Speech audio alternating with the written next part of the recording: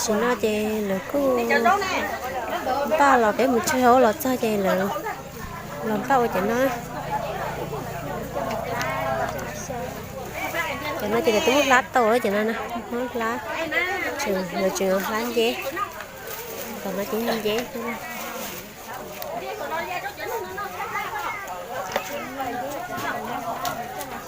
Đâu, đây mua đây nè, nhắc ra chuyện dế rồi, làm gì bé không?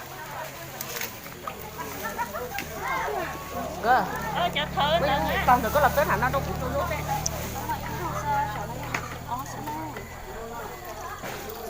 Cho nó chỉ ăn chế nữa, ăn chế là mốt chế tốt.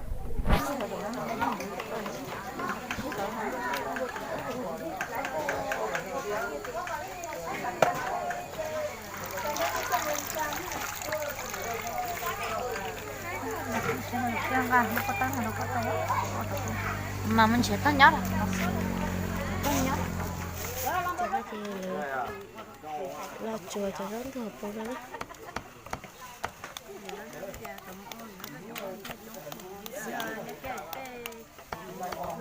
Sợ đưa ship bá ô lên lo chỉ ít lên tiền tàu đó. Rồi mới chỗ bấm mó cho mua.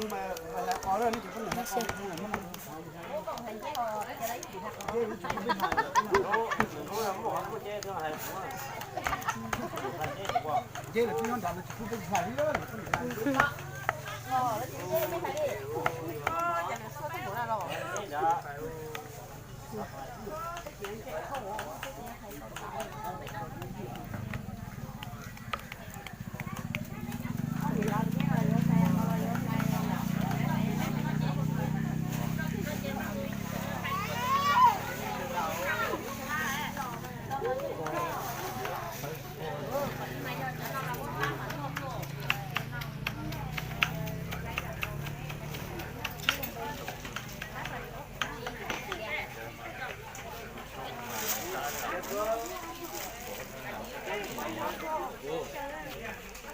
Nó cho dành nó cho làm thôi xong rồi cái đi những cái gì chờ nó mới dành thôi nữa.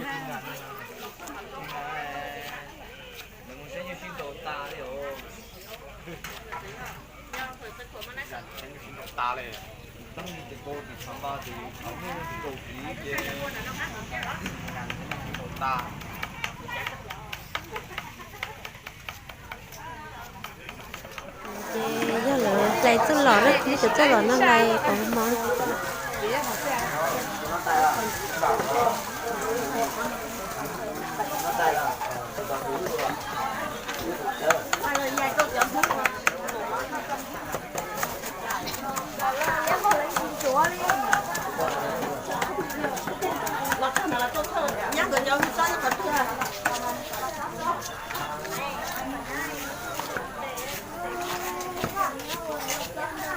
Tí luôn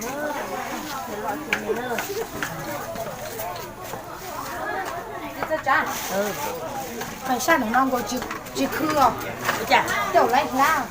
để theo lỡ. Có phải ngon không nào? Không phải ngon. Để lấy cá chỉ cho một lát cho tớ quên cái cái đó. còn nó chỉ là khai tên khai nữa.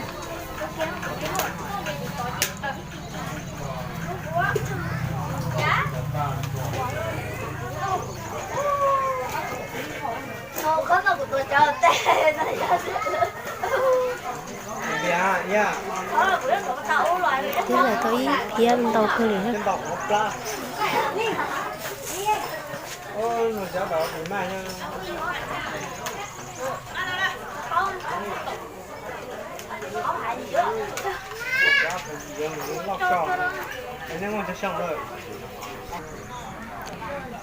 cái này đối nó đó nó mò chị cũng thích thầy á chứ mà chỉ bột khá rồi đó mình không nói chị bò trắng cơ liền nữa nè không có sắp lợi là xin nói chị cứ lựa là bắt là trộm mò rồi sao đó là trộm bìa trộm đê trộm nó xin nói chị lựa là trộm mò xin nói chị tới đi lì nữa cũng ba người giỏi hết đó mà nó cứ tàu tôi hay chị tới đi mà đi trộm mỏ nó nâng tại sao nó đến nâng phút tôi chống cơ lý nè nâng phút tôi chống cây nè không nào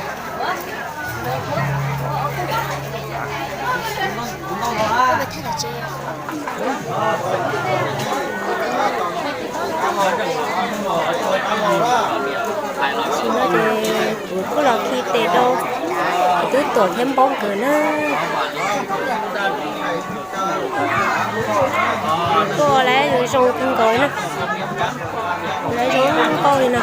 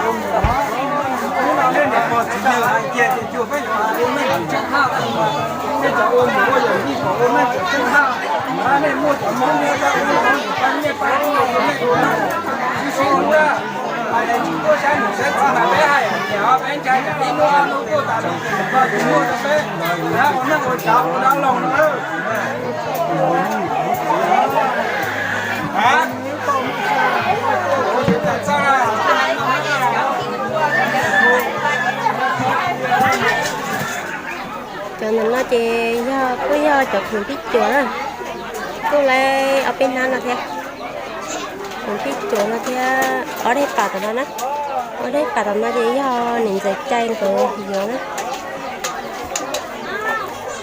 và chụp hình biết chùa thì tôi dẫn nó xong liền cô chỉ chung muốn hơn tôi trong thế chị cô chỉ lấy cùng tông thì chơi nó chỉ bố niệm thôi đó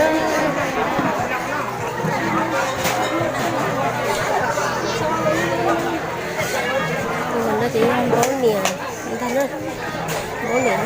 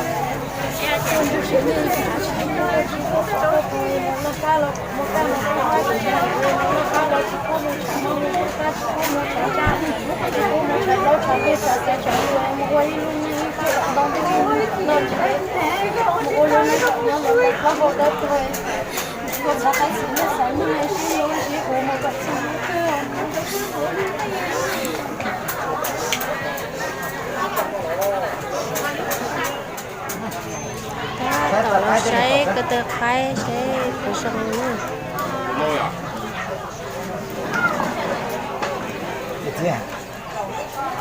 nó sẽ tất cả đi quật không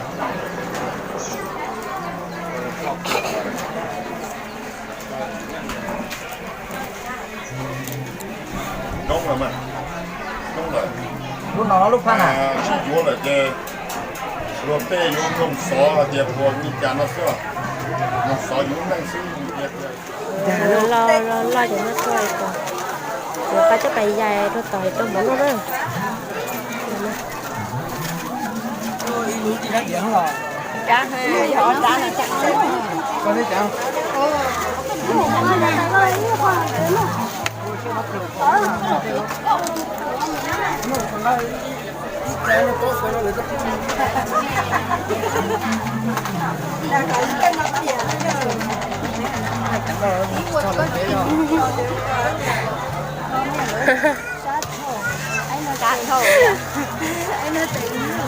sao đâu sao tôi cố hết sọt đâu